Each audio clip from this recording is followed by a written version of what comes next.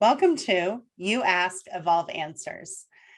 Today's question comes from a new instructional designer who is transitioning from the education space, and her company is sending her to her first conference. How can you first and foremost survive conference attendance?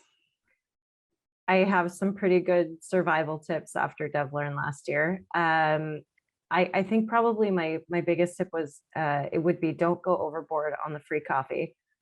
Just because it's available and you feel like you might need it doesn't mean you do. And it's easy to have too much, which for me, that makes me kind of has the reverse effect and I end up getting a little sleepy.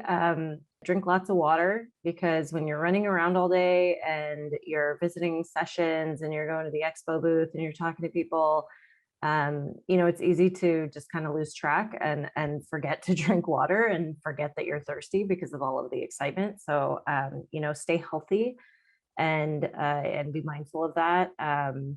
Try to go to bed a little bit earlier than you usually would. I find that a lot of the times I would get in bed, my mind was just buzzing with everything that I had learned that day and everyone I had talked to that day.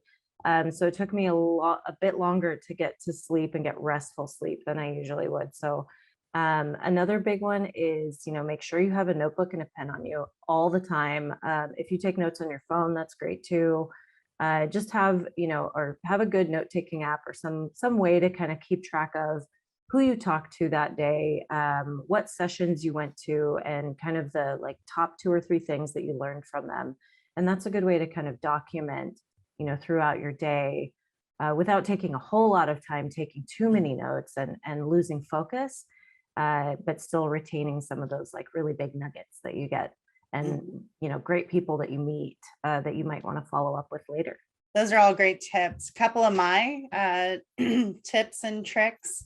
Because you're new to the industry, because you're still building your network in the industry, make sure you go in with an elevator pitch. Who are you?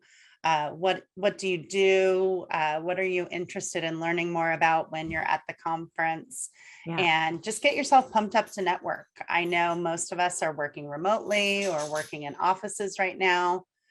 And it's easy to just kind of be laser focused on the task at hand. Mm-hmm. But when you're at conferences, you want to meet people, you want to get to know people. And the best way to do that is to just kind of have your elevator pitch ready to go and be ready to do a lot of listening and a lot of note taking so that you can really come away with some good contacts and also some interesting partners, vendors, or even potential clients.